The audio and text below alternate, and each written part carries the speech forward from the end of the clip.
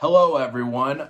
This is Josh Irby. This is the Vinyl Hour, and I'm going to give the October update as I have decided to, once again, only stick with 3 vinyls this month because I've been trying to slow down, pay my bills, make sure I'm not getting too trigger happy, buying this vinyl, that vinyl, everywhere, here, there, everywhere, and buying anything possible. So I'm going to talk about a few things, including the 3 vinyls I bought this month. First things first, as I have been going to therapy and slowly getting better, slowly getting happier, there's something I've realized through therapy with my vinyl collection.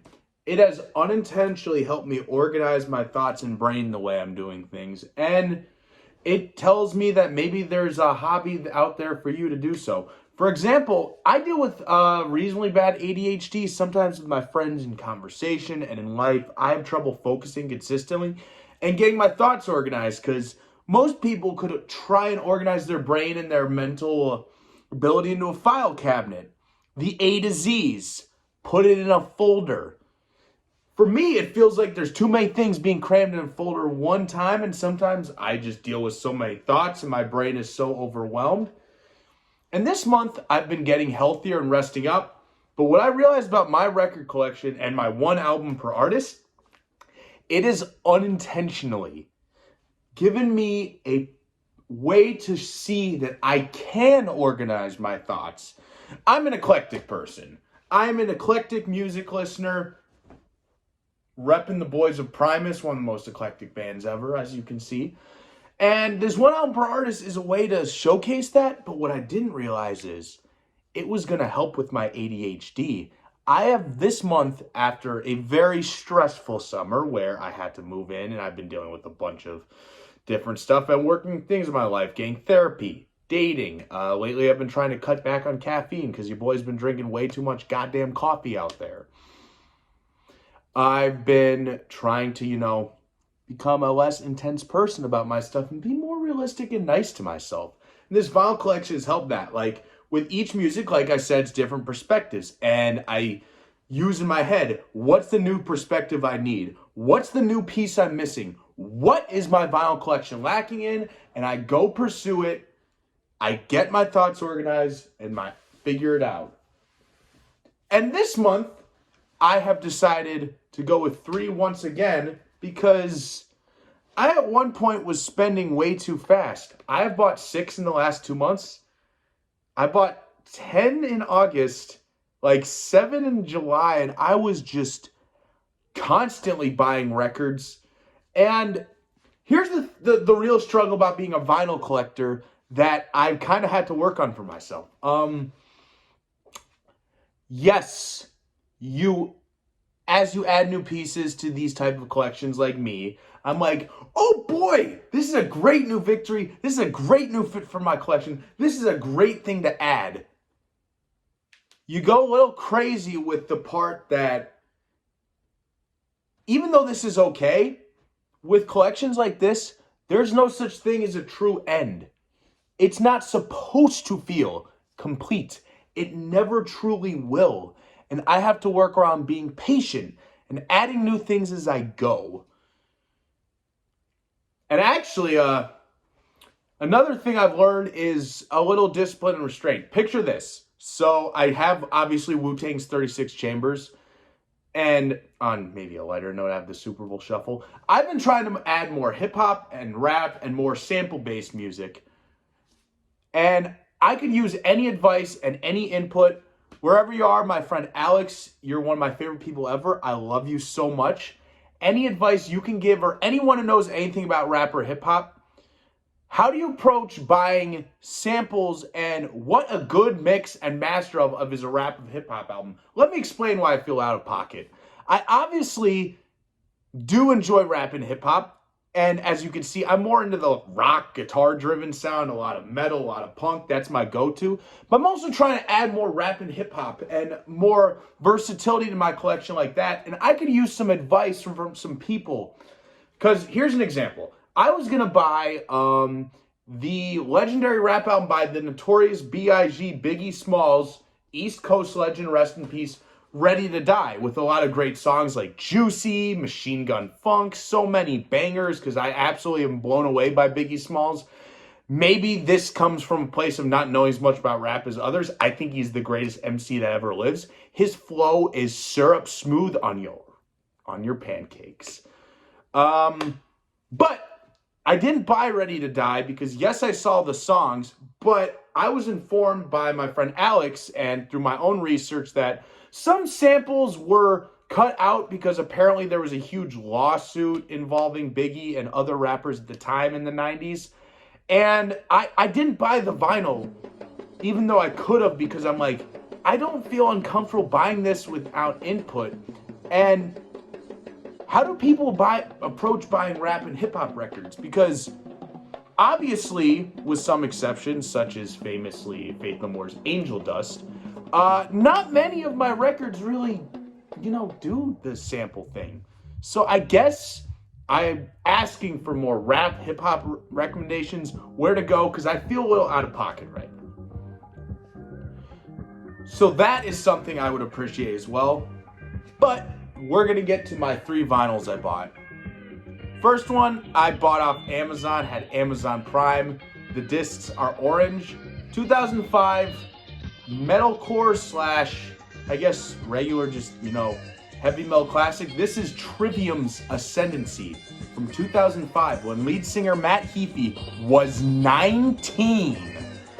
Trivium actually just dropped In the Court of the Dragon, their, I believe, 10th studio album this year, and it's absolutely phenomenal. So to celebrate, I decided to buy their classic. This is their sophomore effort, Ascendancy. This was before even amazing drummer Alex Bent joined the band, and like I said, Matt Heafy is only 19. This record has so many heavy riffs, heavy drum parts, and some of the topics Matt Heafy has admitted have involved his own insecurities. He's talked about topics such as domestic abuse, mortality, and just there's so much good riffage off this one. And you know what I really like? You can see the folds a bit. Orange. I actually have had the pleasure of seeing Trivium twice, and a couple tracks off this album I've seen live. I've seen Pull Harder, I've seen Ascendancy live, I've seen Gunshot to the Head of Trepidation, which is my favorite off this album. This is definitely a 2005 certified classic at this point, as Trivium is ascending even higher up in the metal ranks. And I appreciate them doing it because this is a band I very much still love to follow. All right, the next one, I actually noticed that one key movement in music history was overlooked, the quote-unquote Seattle grunge movement. First off, I'm going to make something clear. I still question whether grunge is a real genre. Let me explain. You have Nirvana, who sounds like a punk band. Pearl Jam, who's a lot of like arena stadium rock. Alice in Chains with their super layered metal. And admittedly, as I've listened and experienced, we're going to talk about the record from my favorite of the 4, Soundgarden. I got their 3rd record, Bad Motorfinger. This is actually just a flap that was in front of it. You can even see if you look close enough, you can see the design of the Bad Motorfinger. This record is amazing. It actually turned 30 this year.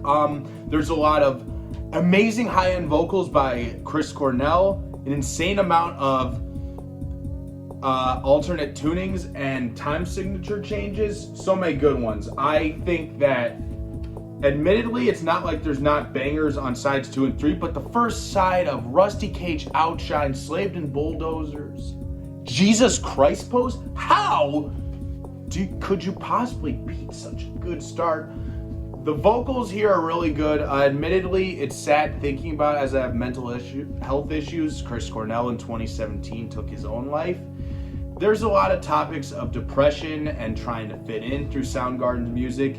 I chose this one because I think there's a little bit of a psychedelic and metal kick to it, even though Super Unknown, their most famous album, is still a fantastic record. And when I saw it at the record store, I felt like this was a comfortable fit and a great piece to my collection. I believe they are my personal favorite of the Seattle grunge movement. Definitely recommend this one. All right, the last piece.